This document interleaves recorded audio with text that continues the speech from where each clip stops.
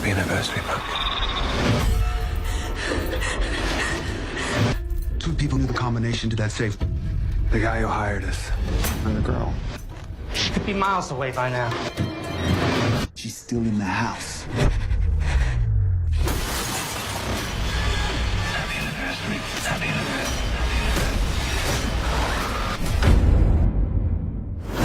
Enter a marriage turned into a nightmare. 3 words to sum it up: frozen, isolated, relentless. I'll break it down, share chilling flick facts, and tell you if Until Death is worth your time. The film opens on a rainy night as a woman reflects inside her car, driving through an unusually silent city. Images from the night she experienced flicker through her unfocused eyes. She hears the voice of her lover, pleading for one final meeting, a request she firmly rejected by stating she was already committed. Emma Webster carries that commitment hidden inside her car, and on this night, she chooses to display it, her ring finger no longer bare for secrecy. Less than a full day later, Emma visits her husband at his workplace. As she walks toward his office, his secretary hands her a bouquet of white roses and congratulates her on their anniversary near the doorway. Emma responds with gratitude and a polite smile before entering the room. Her husband's office reflects his personality, spotless and orderly, with little to observe except a folder on his desk marked confidential in bold lettering. Drawn by curiosity, Emma opens it.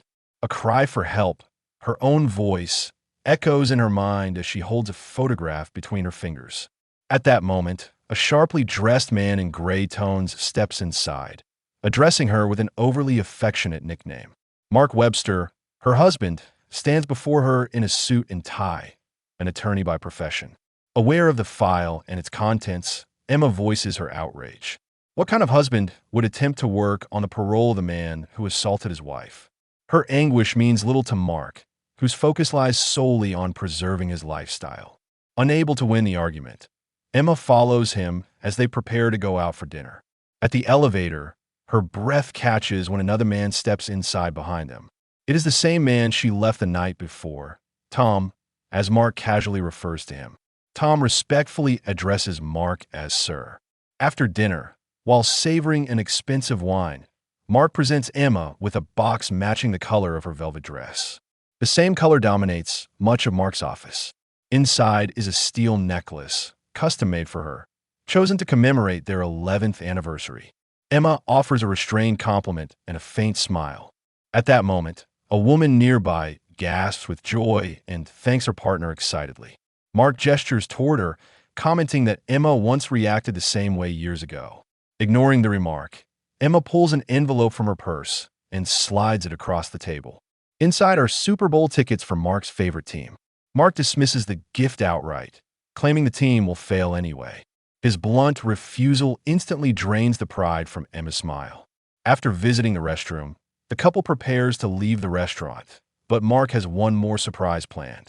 Using a blindfold, he convinces Emma to come along and drives them elsewhere. Unable to see and given no clues about their destination, Emma grows increasingly uncomfortable and irritated. Fortunately for Mark, they arrive only moments before Emma removes the blindfold. It is their lake house, a place filled with memories of love, joy, and romance. Inside the lake house, Emma notices the effort Mark has put into the surprise. Candles scented throughout the rooms, rose petals scattered across the floor, and photographs of them hanging from the walls. Impressed, she heads upstairs where Mark waits with 2 glasses of wine and a heartfelt speech prepared. They spend the night dancing together to the music of their shared past. Morning arrives, and Emma wakes shivering and hungover.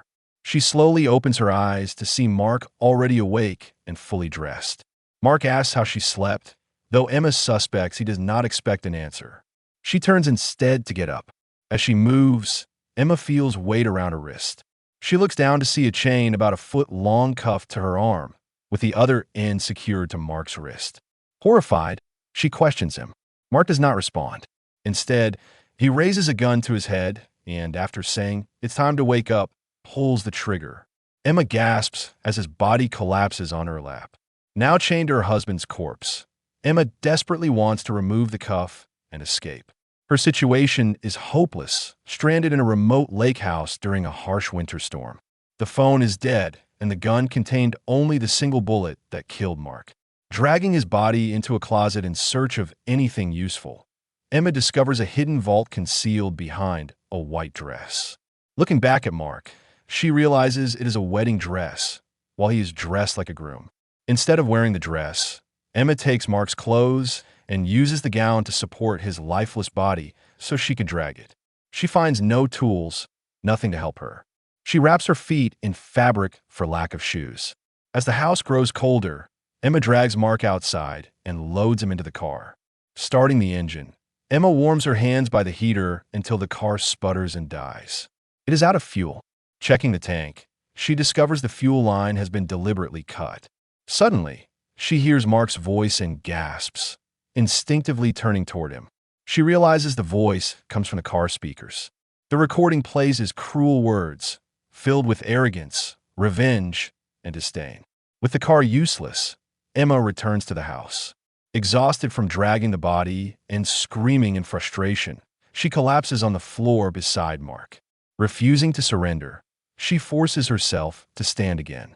Emma now faces a display of photographs hanging from a line. The images show her battered face, bruises, cuts, and crime scene evidence. One photograph stands out, reminding her of a man advancing with a knife that did not miss. Summoning strength, Emma turns away and drags Mark toward a digital recorder labeled Play Me. Pressing the button, she hears her own recorded statement recounting the assault. Rage consumes her, and she destroys everything she can despite her injured wrist. After catching her breath, Emma hears a vehicle and knocking at the door. It is Tom. When she questions why he is there, Tom explains he received a message supposedly sent by her. Emma decides Tom must know the truth about Mark. As Tom enters and reacts to Mark's body, he begins to understand the situation. Emma realizes Mark orchestrated everything to drag her down with him, preserving his image by destroying hers. Tom suggests they manage the story together before contacting the police. Emma refuses and insists on telling everything. She convinces him by recounting her ordeal and revealing that Mark's message was never meant to save her. Tom steps outside to retrieve his phone from his car. He notices another vehicle parked nearby, the same one that followed him earlier. Suspicious, he prepares to confront the approaching man. The man introduces himself as a plumber hired by Mark. Another man exits the car and immediately stabs Tom repeatedly. The plumber shouts for him to stop. Emma recognizes the attacker as Bobby, the man who assaulted her years earlier. Bobby enters the house, searching for something while Emma hides. The plumber, Jimmy, follows a trail of blood to the shed and finds Mark's nearly naked body. Bobby confirms Mark hired them. They are searching for the vault and need Emma for the code. Emma hears everything while hiding. Emma finds fuel in the shed and fills the car. Bobby damages the tire, forcing her to flee into the basement. Using distraction and Tom's car keys, she retrieves his shoes. Realizing Emma is still inside, Bobby and Jimmy search the house. Emma traps Bobby using a golf club and incapacitates Jimmy. This gives her time to go out of the house. She escapes to the car and was followed and pulled out of her seat. She almost escaped, but is caught and knocked unconscious. When she wakes, Bobby demands the vault code. The vault reveals the diamonds are in Emma's necklace. A struggle ensues, resulting in Jimmy's accidental death. Emma and Bobby chase each other outside. Bobby drags Mark's body. Emma flees outside into the frozen wilderness, but Bobby pursues her without hesitation, dragging Mark's lifeless body behind him. As the confrontation reaches its peak, the ice beneath them gives way, and all of them plunge into the freezing lake below.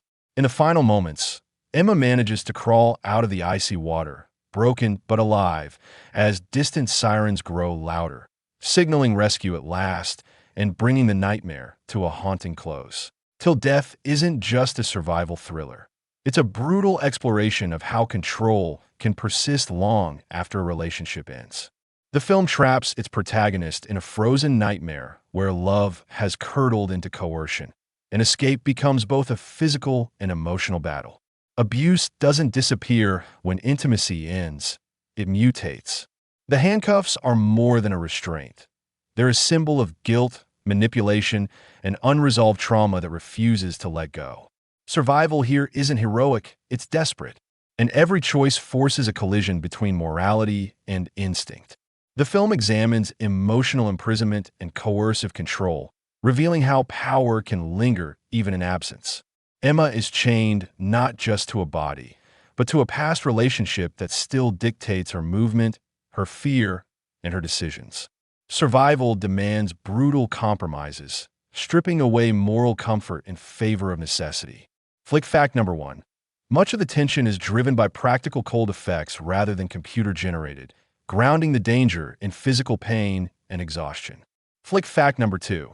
The handcuff concept deliberately restricts movement, forcing creative blocking that heightens suspense and reinforces the theme of control. Pause and think. How far does control extend when love turns toxic? Till Death is a stripped-down survival thriller that trades spectacle for endurance. And that's its strength. It's icy, unforgiving, and emotionally brutal, carried almost entirely by a commanding lead performance. On the flick verdict scale, it is a must-watch, lean, tense, and thematically sharp, till Death proves that survival stories hit hardest when the real enemy is control itself. Drawn to thrillers where survival is both physical and psychological, Flick Favorites breaks down the stories that leave scars. Comment below, could you survive chained to your past?